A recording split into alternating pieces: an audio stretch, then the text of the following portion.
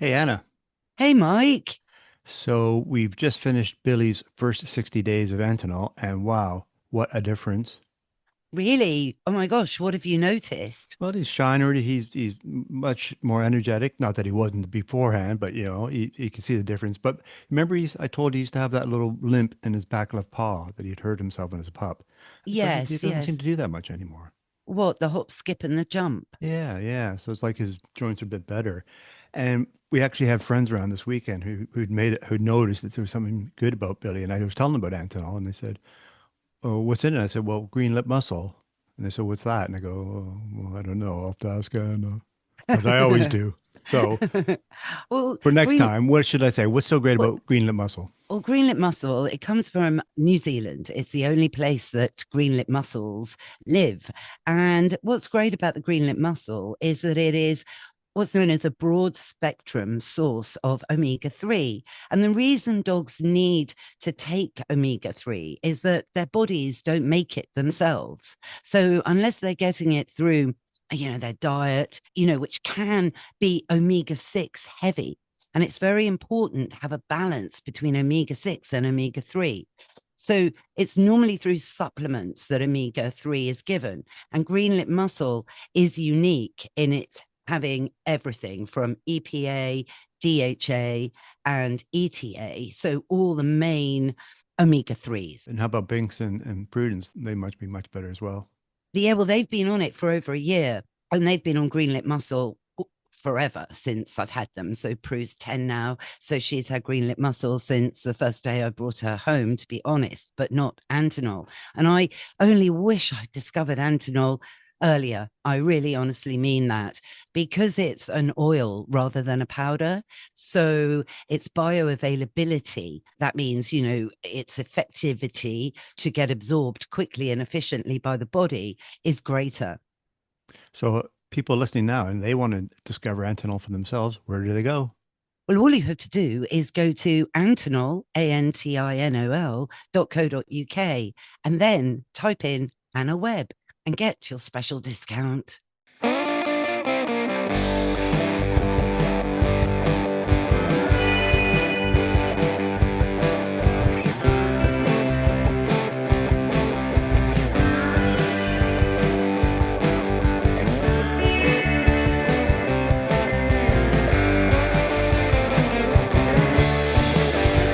Hello, I'm Anna Webb, and welcome to A Dog's Life that's powered by Antinol. On today's show, I'm chatting with Jason Cortis of the Blue Cross, all about their innovative RDOC scheme.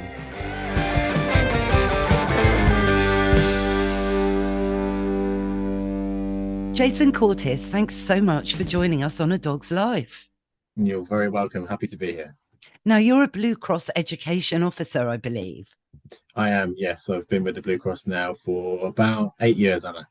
Oh, amazing. Oh, I love the Blue Cross. A long time ago, I was privileged to have a tour around the amazing Victoria based hospital. It hadn't long opened and it was so big. And then we were in a boardroom where they've got that amazing original painting, which breaks your heart of, a First World War horse, his rider having to say goodbye to the horse because the horse had been shot, and just absolutely farewell my faithful friend, isn't it called that Yeah, that that's it. painting, and that's the thing with the Blue Cross. You've been around for a long time helping people and their animals. Yeah, we've got such a lovely, rich history, and it stems right back further that as well, which was the Second World War, the First World War, sorry. And we were part of the change in Victorian London, where we stepped together to try and support those horses and promote better welfare for horses. And then we moved on into the Balkan War and the First World War, the Second World War, and now we do lots to try and help support and promote pet ownership across all of the changes that we see in today's society. So we have things like pet food banks all across the country to help owners who are struggling to afford to pay for their pet food bills, or pet loss support, where owners might be struggling to come to terms with the grief of losing a pet. So wherever we can be, we're here there to help support owners, support pets, and bring them all together. No, it's brilliant. I know your bereavement service is, one of a kind, really, and it's such a hard thing for people to deal with, I think. But we're going off message a little bit, but not really, because what staggered me about the story today was the rise of dog incidents, out and about in our parks at the moment. And I love this. Tell us what your responsible dog ownership course, the RDOC, Yeah. how that's come about, and why you're now actually working with the police. It's actually been going on for quite some time behind the scenes, and we've been developing traction with lots of referral agencies, if you like, so police forces and local authorities. And we started off with a very small number in the West Midlands. And we did it because we were seeing an increase in numbers back in 2019. And it might be because there's an increase in awareness or reporting, and what might not have been reported, way back when, or it might be dismissed, is now being taken very seriously. And that's a good thing, because every incident around dog control, or a bite or a strike, however big or small, is potentially a breach in the law. And the law is the Dangerous Dog Act, Section 3. And that dog may be taken from an owner as a result, or the owner taken to court and prosecuted, and there's unlimited fines and even prison sentences. So we saw that, and we wanted to make sure that there was a little bit in between. There was an opportunity for us to step in and provide education at the right time, before things escalated to something more serious and leads to horrible consequences for the dog owners. So we were there to really try and genuinely help people, to try and fill the gaps, give practical tools, recall foundations, or muzzle training, recognizing stress in dogs, so people can really kind of understand their dogs, manage their dogs better, both in public and private spaces, but ultimately keep dogs where they belong, with their owners who love them and care for them. And that's where it's kind of grown from, really. So now we have 40 different referral partners, or more than 40 different referral partners, all using the Responsible Dog Ownership course, or RDOC for short, to try and kind of promote education, to build awareness, to develop their skills, their confidence, so they are much more FA and safer, and more guided towards how they can improve that dog relationship they have, and make sure that they increase safety in their communities. So it's not about prosecution now. It's not about pointing the fingers. It's about an intervention that yes, we hold owners accountable and we drive compliance, but we also, alongside that, give them the skills to change. For victims too, it actually works as a form of restorative justice, because they know the steps that are being taken to stop it from happening again, and it does prevent repeat incidents. We have very, very low reoffending rates across the course, and we have more than 100 referrals every month. So we're doing multiple courses. It's all online at the moment. So instead of a punishment alone, we get prevention and safer outcomes. Oh, this is so amazing, because I actually didn't know this was going on right now. I mean, it's something I've talked about a lot as being needed, but the figures, they are indeed a bit worrying, aren't they? I mean, look, so, apparently in 2023, there were 30,500 incidents, whether that's tripping people up, or, even dog on dog attacks, I would assume is covered in this. I don't know. But all of this went up to 32,500 in only a year. And I'm sure that's already on the way up further, as we're now, I can't believe it, but we are approaching Christmas now. I can't believe where 2025 has actually gone, Jason. But I'm sure there've been more incidents, this year as well. So it's backed up by the NHS as well, that they've seen a massive increase in A&E cases of people, having been injured by a dog, which is extremely worrying. I mean, I have to say, none of this really happened before. I mean, I've been living with dogs in London since 2002, and prior to that, dogs, in other parts of the country. So dog attacks and dogs never really hit the news back in the day. Dogs were just there in the background as part of the family, a part of way of life. People had dogs, they understood what a dog was. Generally speaking, everybody did have a garden with a dog, and people tended to get dogs when they retired, so that they would be at home with the dogs.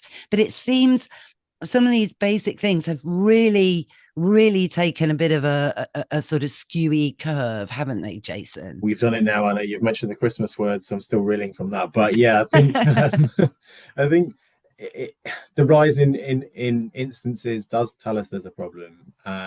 And the growth of the responsible dog ownership course tells us that there is a solution, and that prevention through education. The challenge is for us is trying to embed that course earlier, so it's more widely used before the incident doesn't happen in the first place. And there's lots of different factors coming into play here. It might be getting a dog that people aren't really understanding of their breed specific needs, or recognizing how best to meet their needs. It might be that the dog was picked up during COVID, and during the lockdown periods there was difficulties in socializing or training the dog. So we do have a high population of dogs in this country, all rubbing shoulders with each other as well. And with that, there's if we fast forward a few years, these dogs are all living in busy, fast environments, trying to fit into our walks of life. And there's lots of pressure on households, lots of people juggling jobs and families, the cost of living crisis, and often we do overestimate our ability to care for, to reflect on, and understand our dog's behaviour. Research shows that many owners can misunderstand and miss subtle dog body language and behaviour. The communication that we see from dogs to ask for space, or to tell us that they're a bit uncomfortable, the lip lick or the stiff body language. If we miss these, we then start to kind of miss being able to intervene before an incident occurs. And of course, our dogs are amazing animals. They're very quick to adapt, and they can start to adapt themselves. And that's where the RDOC is very unique. It really helps tackle some of these root causes. It really means that the dog's needs are met. We provide an opportunity to build knowledge, awareness, and help owners recognize different things. And this is all done without judgment. So owners who may have been referred to us as part of an out of control dog related incident, and you mentioned dog on dog, and although the laws might not necessarily specifically include dog on dog, lots of our referrals do include that, because their dogs might be worried by other dogs, or there might have been an incident where someone has been involved in a risky altercation between two dogs and been involved. So it's all part of a bigger picture of making sure your dog is under control. They are not posing a risk to anyone, to themselves, to other animals like livestock. And then we can really use the tools that we have to create a mindset shift and interactively engage with owners who might be disengaged or struggling or worried, and help them see it from not just the dog's point of view, but also from the point of view of others. So we can reflect on choices without making them feel blamed, and really try and kind of look at that bigger picture. So it's always about keeping dogs under control. It always has been. And that's through different things. It might be training or using equipment when needed, but it's always about kind of keeping your dog under control, understanding, recognizing changes in behavior, knowing the law, being clear on what our responsibilities are as a dog owner.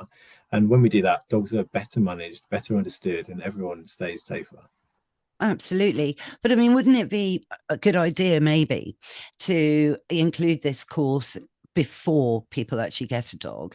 I'm at the sort of way of thinking at the moment that there is so much, in a way, misunderstanding of dogs. You mentioned their body language. A lot of people honestly are clueless, I'll put it bluntly, on what things mean. When their dog is yawning, they really think the dog is suddenly very tired, when actually it means completely different things. The dog's overwhelmed and pretty stressed out, and depending on the context, it could bite somebody. So, and also from a animal welfare point of view, maybe to introduce the course for people before, a bit like with a car. I mean, I often compare everything really to the DVLA, how microchips could be stored a bit like number plates, and there could be one database, not several, so that there could be a lot more accountability for dogs now that we have so many dogs now living in the UK, that potentially to have a system that could work on a point system. I mean, this course, it sounds to me a bit like in a way a bit like one of those speeding courses that you can do online. But I mean, might it be better to have actual group sessions where people can learn with their dogs there, with other dogs there, with other people working through issues with their own dogs? So it'd be more like dog training classes in real life as well. Might that be good? Yeah, I think in an ideal world, just every owner would benefit from the course, because it does cover some essential skills and bits of knowledge that can make a difference. But the responsible dog ownership course was designed with a very specific purpose. It's a formal education intervention to divert people away from court. It's referral only for that reason, because it's there for owners who have either already had an incident or on the edge of one. And there is a proactive mindset in our referral partners as well. So lots of police forces and local authorities will consider how to use the course and in what way, so the outcome is able to be tracked and monitored. And that's where it has a real impact, because it can really kind of be managed. It can be used as a condition. It can prevent those repeat incidents. It can act as a form of restorative justice for victims, and it can keep dogs with their families instead of being seized or owners ended up in court. So it's a fantastic tool for those dogs and those dog owners. And that makes it powerful because it's really targeted, evidence-based, and used at the moment where it's really needed. Outside of that course, then we'd love to see a wider, more public education, and there are classes, and there are different types of work behind the scenes to try and regulate the dog training and animal behaviour industry that we're supporting, to understand how to kind of really make sure the dog ownership and the general dog owning public are better equipped, better educated, and have all the tools that they need. So it's all about trying to highlight prevention and broader education as complementary goals. And that's where we step in as well as experts in the field, because we have lots of other resources that we can point owners to. And it might be about getting a new puppy, it might be about socializing training, it might be about how to play with your dog, or we have dedicated webinars from not only our education teams but our behavior teams, our veterinary teams. We have lots of information on the websites that we host to try and kind of bridge gaps and make sure that we're able to kind of explain why this course is referral only, but what else we can do to try and improve people's skills around dog ownership. Oh, no, it's brilliant. And obviously, Blue Cross is a massive hub, great resource for learning all of these things. It's just that in my experience with dogs, nothing beats doing it in real life with obviously experts to help. Particularly if you have a large reactive dog, then that's a way of really helping the dog as well, rather than just, learning the theory yourself at a laptop, but to actually put the theory you learn, definitely, but then get behind the wheel, and this time don't get caught speeding, sure. And so you're actually doing it in real life. It's a great way as well to make friends with people in the same boat and all of these other things. But I do notice you've had a massive uptake in just in a year with the course. So, in 2023, there were only 160 attendees, but in less than a year, that's gone up to 561. So that's a very good sign. That's a lot, isn't it? A big growth in a year. Yeah, I think word of mouth is really, really building confidence in what the course can offer. And I think the course won't solve everything, but it's definitely an important catalyst. And I like to think of it as planting seeds, knowledge, practical strategies, having that behavioural change. We see owners, come away from the course with much more confidence and awareness, and that ripple effect really makes a difference in how they handle their situations from day to day. It's early intervention, opening doors and allowing them to go through.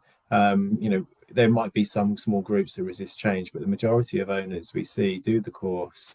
They care, they love their dog, they just want to make sure that they're doing what's best for them. And the course can really set kind of clear expectations around where to get help, how to get help, what kind of the law says, what safe management looks like, and that alone reduces risk. So if they're not fully engaged, the responsible dog ownership does ensure they leave knowing what's required of them as a responsible dog owner and where they can go to get more support. So it's really important that we've got that first step, especially for people that are hard to reach or people that are at the the point of a real need for this support, type of support. And for those that have had an incident or a near miss, they can often just need time to talk about it, sit down and speak.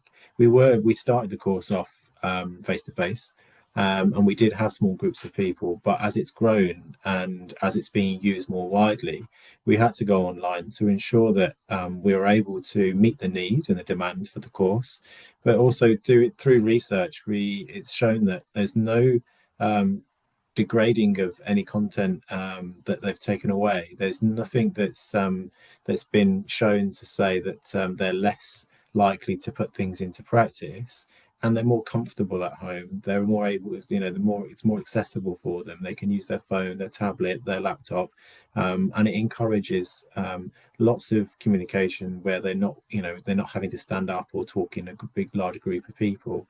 So it's lots of different things coming into place, understanding the bigger picture of risk and responsibility, and that's why it's become such a trusted referral option for police and local authorities, really.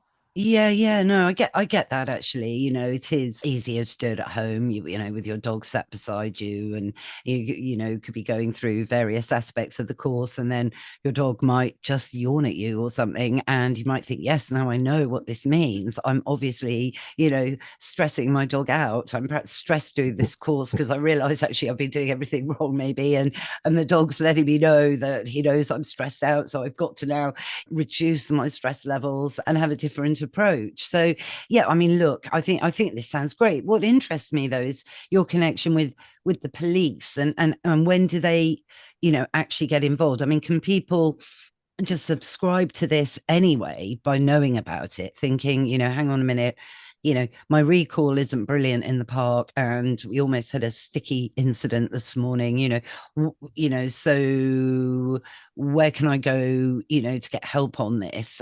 Or does it have to be a strict referral procedure? Does that make sense, Jason? Yes, it does. Yeah, Anna. Yeah. So I think that because it's put together as a formal intervention for owners who had an incident, or where there's a real risk of one, the course might not be applicable for every owner. And for owners outside of referrals, there are other things that we can do. So public education, we share lots of tips on how to care for our dogs and how to manage behaviours, how to recognise dog body language, like you said about that yawn, safe handling, and the law. We are able to point towards different training classes, like you mentioned, behaviour support, where to get that right help from practically, and know where that help is coming from is something that is trusted, something that is recommended from a large organisation like ourselves, so accredited trainers and behaviourists with the right skills, the right knowledge. We do lots of community engagement as well, so we go into schools, local groups, and we have lots of online resources that can make a big difference in raising awareness. It's what really stands out for the responsible dog ownership is it being that structured, evidence-based intervention that's consistent across the country, delivered in a way that engages owners without judgment and plugs that gap where historically there was no option whatsoever. There was nothing there in place as a warning. It was just prosecution. So for wider education, for all dog owners, yes, it's vital. But when there's been an incident, or when police or local authorities need something formal, there's something there now that can bridge that gap without having to go straight to court, have the dog seized, or possibly risk prosecution, prison sentences, and unlimited fines. So the RDOC is a tool that really prevents things from escalating, but also helps challenge and change behaviours, and provide a much wider perspective on how to care for dogs and how to be responsible as a dog owner. Yeah, no, absolutely. I think it's great. But how did you get the 30 police forces on board? I mean, obviously, because they must agree that this is now, a really good way to proceed, because particularly, dogs, there's a lot that they've got a lot to do, haven't they? The police, let's face it. So in a way, having to add a layer of having to deal with dogs that are out of control and incidents with dogs you know, they'd be happier probably not to have to deal with it. They've got enough on, I'm sure, so that, and they never really did used to have to factor this into their day-to-day routine. So I'm sure they're thrilled with this, to be able to think, okay, look, slap wrist on this occasion. We understand these things can happen, but you need to better this. So we're referring you to the RDOC course, which is going to help you. You can then attend some classes if you like, but you're going to learn a lot of skills and a lot of online resources available from, you know, the Blue Cross. But they must be liking this, because it's helping them, isn't it? And helping, dare I say as well, farmers that often have the, you know, the horrible thing to do, you know, which can be shoot your dog if it's hassling their sheep. They have the right, I think. Am I right in that, Jason? Do they still have the right to shoot your dog if it's caught in the act? If it's in breach of the Livestock Worrying Act, then and causing a concern, then the owners can protect their livestock. Yes, and that might involve, you know, shooting your dog as well. So yeah, we want to try and make sure that we're covering It's out not a good look, is it? No, You know what that's I mean? it. You go for a nice hillside walk in Wales or somewhere, you know, for the bank holiday, and your dog slips its collar, charges into a field. I mean, you know, doesn't bear thinking about. But, you know, again, owners need to be aware that if a dog's not seen a sheep before in its life, you know, it's going to be interesting to the dog because they're a dog, and certain breeds are more interested than others. You know, that's the thing, isn't it, Jason? Yeah, I think that's all about what we're trying to do. We're trying to increase awareness and trying to kind of give owners the awareness of the law and how they can then start to put things into place to safeguard themselves, their dog, and others from being at breach of those laws. And it might be, you know, around people, or it might be around livestock, and that's where that kind of the referral increase has come through. So word of mouth has been very powerful alongside different police forces and our local authorities as well, who've referred owners to the course. They've seen those results firsthand. We do lots of feedback, and we do have a very low reoffending rate, which is unique across lots of different disposals, where we are very good at trying to make sure that we're building confident owners and having safer dogs. They talk to colleagues in you know, across their police forces, and suddenly you've got this big ripple effect. And it's not us shouting about the course, because we've had to grow very carefully and make sure that we've got the resources, but to support owners properly and to make sure that we can do them justice through the course. But it's about people who are using it and recommending it. It's about people that are coming onto the course quite closed and quite shut down, but then finishing that course with, you know, a new sense of hope and a new direction to go, and some changes that they can implement, but also somewhere they can go for support. They can always come back to us after the course. We're not, so lots of the courses that might be utilized, other disposals around different areas of crime or different areas of policing, they might be an e-learning course put together, you know, by a couple of people that are not fully aware of the area or the topic. We live and breathe this. We see it, we hear it. We're dealing with rehoming. We're dealing with promoting, you know, harmony between people and pets, and this is something that all of our education officers and all of our teams around Blue Cross are backing, because we know how important it is. Absolutely. You know, people don't want to be parted from their pets, and the majority of people want to have a lovely walk, not feel intimidated by other dogs and their people in some cases, and not worry that a dog that comes rushing over hasn't got a recall. So the owner of the other dog can be called back easily. And that, I think as well, that people understand the etiquette really of being out in a park with their dog. I think that's really important, not least actually, Jason, although I don't know, does your course cover this, the importance of picking up your dog's poop. So I know where I'm living at the moment, it's reached a really bad situation actually, Jason. And my worry is that, you know, it's going to be a kid playing football and they'll fall over and things might go wrong because they'll land in some dog poop. I know for a fact, for example, I've never had this before until last year, where I've thrown a tennis ball for my dog in an area that's very open and grass and flat, and it's landed in poo, which I can't see. I only know because Prue will go over to pick up her ball and then stand looking at it like she's looking at some weird plant or something, and she won't pick it up, obviously, because it's covered in poo. So we have to abandon the ball because I'm not picking it up either. So I have on one occasion picked it up and put it in a poo bag and then binned it. But that I feel is something else, maybe. I don't know if it covers that, but I just worried that if that did happen, and a kid went blind as a result, for example, dogs might be banned in the UK. And that's something I really don't want to happen. Yeah, so making sure people understand their dog, and are able to understand it well, manage it properly, and as a dog owner, know their responsibilities under the law. So everyone has confidence that dogs are, safe, under control, and part of our society is really important. And we do look at what's known as a fit and proper owner overall. So there should be, there are wider laws that we do cover in the course. And when issues do arise, the courts look to try and make sure that owners are what they call fit and proper. So that would be doing things right. So, picking up after their dog. So we do teach that. We do kind of describe how important it is and why that's in place, why that's part of a form of legislation. It might be about identification laws as well. So making sure that owners have the right collar and tag details when out in public.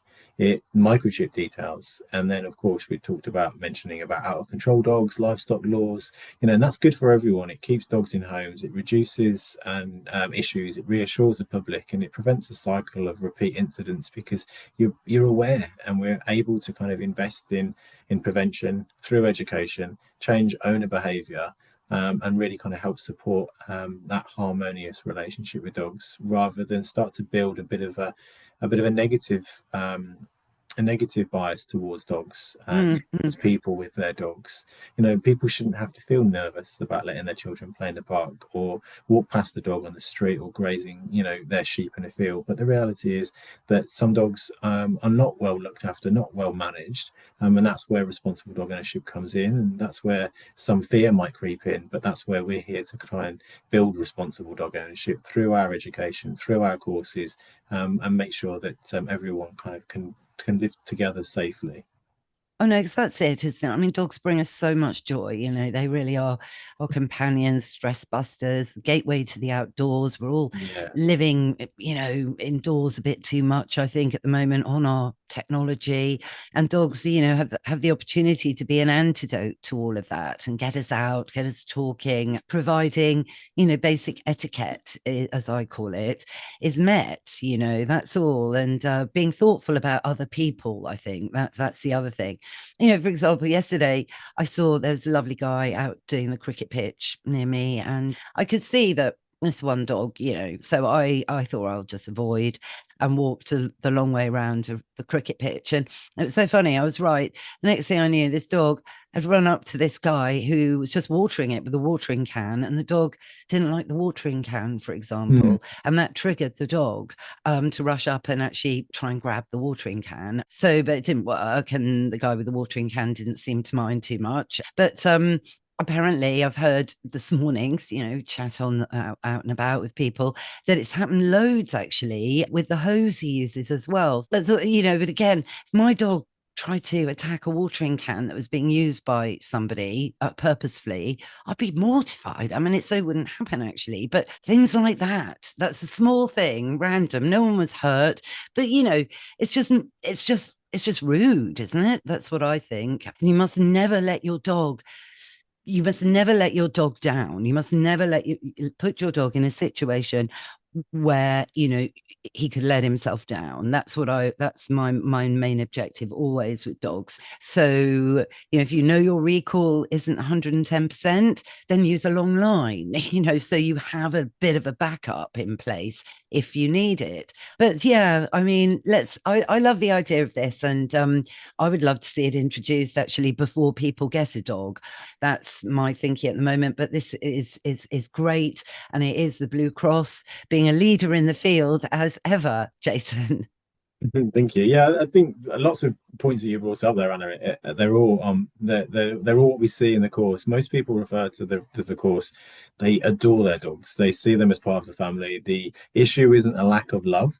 It's usually that knowledge, it's skills. Sometimes they're just overwhelmed, and we're there to try to give them support, and they want to do better. They just need some tools, a bit of guidance, without judgment. And honestly, that's why it works, because we're not telling people they're bad owners.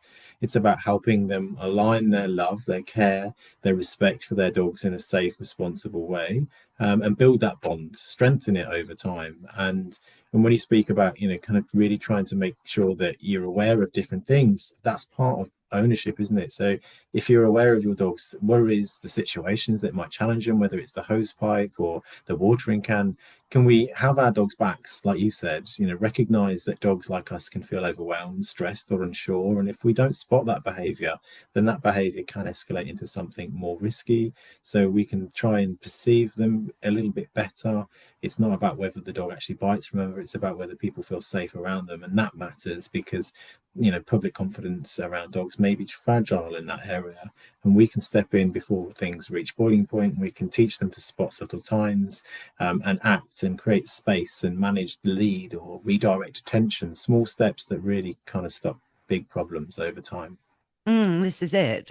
Yeah, small steps, bigger, you know, bigger problems over time, because dogs, that's how dogs learn. So they learn incrementally. So it's not about having no recall and then the next day you've got a perfect recall. It can take years. Some dogs never have a perfect recall, which is fine, but you have to work around your dog so that you know, 50-50 recall is never going to let you down or put you in an awkward situation, isn't it? Yeah, absolutely. Yeah, seeing the dog that's in front of you, and sometimes accepting the limitations that you or your dog might have. You know, we often get dogs and we have this rosy kind of view of what we're going to be doing with our dogs. And I have a dog, a German Shepherd, that, you know, I would love nothing more than to take it to the cafe or the pub and just chill out with her and have a drink and let people come up to me and talk to me. But she's not that type of dog. And, you know, there's lots of work that we can do and we do together, and there's lots of enjoyment that we take from each other. But there are some things that just don't gel, and that's one of them. And being able to accept that and try and find other ways to meet both your needs as a dog owner, but also your dog's needs, especially have their back, is really, really important. And that's what we do. We leave owners, you know, on the course more in tune with their dog, more prepared to manage them safely in the real world based on what their dog is all about. Yeah, I think that really is important, particularly at the moment where everywhere now is dog friendly. You know, I mean, canny entrepreneurs are tapping into that hound pound, be it cafes, pubs. I mean, back in the day, you know, in 2002, nowhere was dog friendly, you know. So it meant that you had to be more creative about things to do with your dog. You know, you often couldn't go for a Sunday lunch with your dog back then. And bit by bit, though, obviously this has changed as more and more people have got dogs. So yeah, I think as well, people do need to understand that all dogs are individuals. And you mentioned your German Shepherd, you know, other people might have grown up with German Shepherds that were fine to go into a Sunday lunch busy pub environment. Not many dogs are really, you know. It can be hot, overload of sensory stimulation, you know, noise sensitivity can be triggered. There's a lot of movement, lots of high pitched shouting, sometimes, you know, lots of people talking, a lot of confusing environment. So I think it is about lots of things, actually, this course. Probably we haven't done enough in this 30 minutes, but it's a great step. I think it's brilliant. So in a nutshell, if your dog's been a bad dog, putting it in inverted commas, it would be the police or the local authority that has already stepped in with your case to then refer you to the RDOC course. Is that right? That's correct. For this particular Yeah. intervention, then Yeah. yes, that would Yeah. be the way that it would be used and utilized as an out of court disposal. But of course, there's lots of different areas that can be shared, and different spaces that we can provide advice with. So it might be on Sure. our website and things like that. But yes, so for the responsible dog ownership course, it's a referral only process, and that way we can really kind of monitor, manage, and reflect on the outcome and making sure that we do good. Yes, you always do good, Jason. Thanks so much. Thank Thanks so much for joining us on A Dog's Life. And if anyone has any queries, there's lots of help buttons, isn't there, on the website? Yeah, absolutely. We've got a lovely search bar on top of our website, which is bluecross.org.uk, and you can pretty much type in anything and something will come up. It might be a news piece, or it might be a bit of advice, or it might be where to go to get support, or more specific and dedicated support for you and your dog. Amazing. Thanks so much, Jason. And hope you'll come back and, with further updates on this. I'd love to, Anna. Yeah, I really enjoyed speaking to you today. Oh, thank you. Oh, thanks very much. Well, that's our show. I hope you all enjoyed it. If you did, go on, rate and review the show wherever you tune into your podcasts. Thanks again, of course, to Jason for joining us today from the Blue Cross, and all the links are in the show notes. Thanks, of course, to Mike Hansen, my producer, for all the music and production as ever. And if you're interested in trying Antinol, why not use my special discount code? It's really easy. You just type in Anna Webb at checkout. And if you haven't already, go on, subscribe. It's free, and that way you'll never miss another show. Bye for now.